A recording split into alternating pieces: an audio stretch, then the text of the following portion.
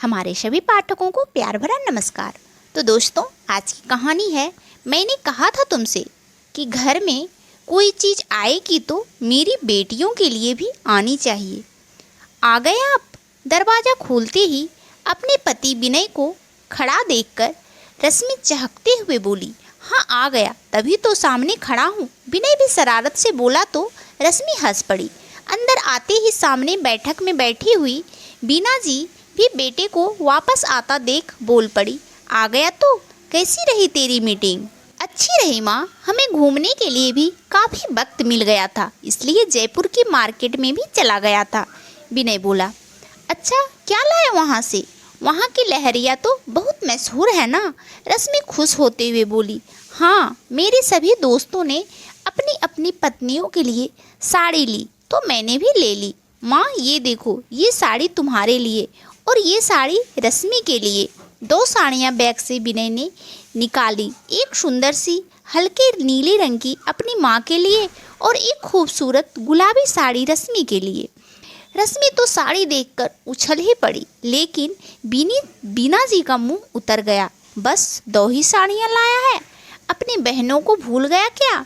बीवी आ गई तो बहनों का हक मारने लगा। विनय माँ की बात पर बोला, श्रेया दीदी और पूजा के लिए तो अभी कुछ दिनों पहले ही त्योहार का शगुन गया था, इसलिए माँ। तो क्या हुआ? सुन ले बेटा, जब तक मैं जिंदा हूँ अपनी बेटियों के साथ पक्षपात नहीं होने दूंगी। आगे से घर में जो चीज़ बहू के लिए आएगी वो मेरी बेटियों के लिए भी आएगी। आखिर उनका भी अपने भाई की कमाई पर कुछ हक बनता है। सास की बहस सुनकर रश्मि की सारी खुशी रफू चक्कर हो गई। विनय का भी मन बुझ गया।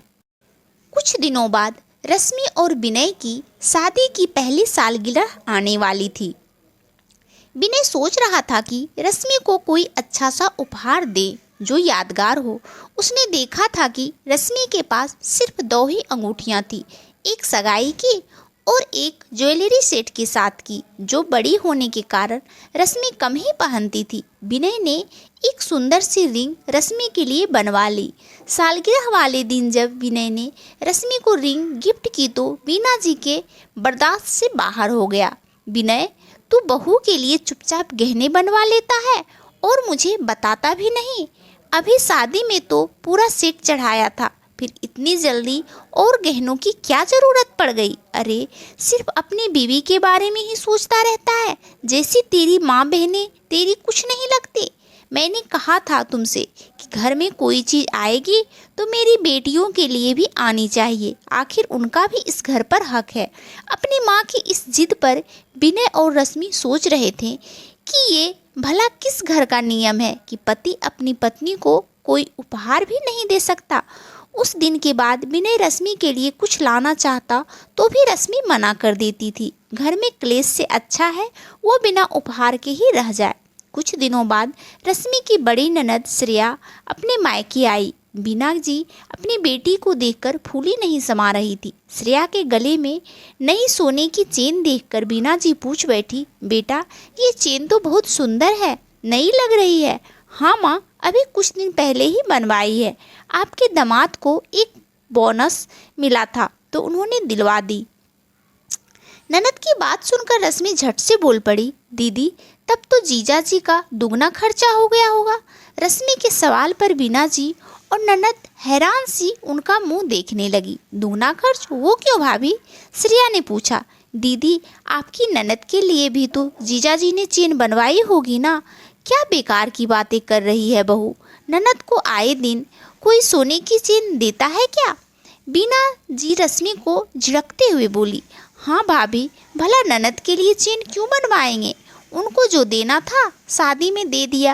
अब ननद के जेवर बनवाने की जिम्मेदारी उनके पति की है, उनके भाई की नहीं। श्रेया चिढ़ते हुए बोली, अच्छा दीदी, लेकिन मम्मी जी को तो कहती है कि बहनों का हक पत्नी के बराबर होता है। घर में कुछ भी आए तो बेटियों का उसमें बराबर का हिस्सा होता है। रश्मि की बात पर श्रेया अपनी माँ का मुंह देखने लगी। बीना जी नजरें चुरा रही थी। श्रेया समझ गई कि उसकी माँ बेटियों के मुंह में भाई भाभी का नाजायज दबाव बनाकर रखती है। वो माँ को समझाते हुए बोली, माँ, हम मध्यम वर्गीय परिवार के लिए गहने बनवाना या कुछ लाना वैसे ही बहुत मुश्किल होता है। हमारे मुंह में आकर आप अपने बेटे बहू के साथ ये कुछ ठीक नहीं कर रही हैं। माँ, हमें तो मायके से अपनापन और प्यार चाहिए, अपनी भाभी का हक नहीं। आपके हिसाब से तो भाभी सही कह रही है कि मुझे भी अपनी चेन के साथ अपनी ननद के लिए भी एक चेन बनवानी चाहिए, चाहे उसके लिए आपके दामाद को अपनी हैसियत से ज़्यादा खर्च क्यों ना करना पड़े।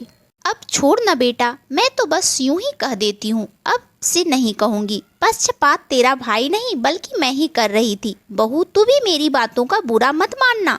मैं ही भूल गई थी कि मेरी बेटी भी किसी के घर की बहू है। बीना जी की बात पर दोनों ननद भाभी मुस्कुरा दी। सच में वैसे तो बेटियां माँ की परछाई होती है, लेकिन बेटियों के मुंह में फंसी एक माँ को उसकी बेटी ही समझा सकती है। तो दोस्तों, ये कहानी आपको कैसी लगी हमें कमेंट करके ज़रूर बताइएगा, और कहानी अच्छी लगे तो इस कहानी को लाइक और चैनल को सब्सक्राइब जरूर कर लीजिएगा। और आप सब अपने जीवन में खुश रहे, मस्त रहे, यही भगवान से प्रार्थना है। और आप सबका दिन शुभ हो, मंगलमय हो। धन्यवाद दोस्तों।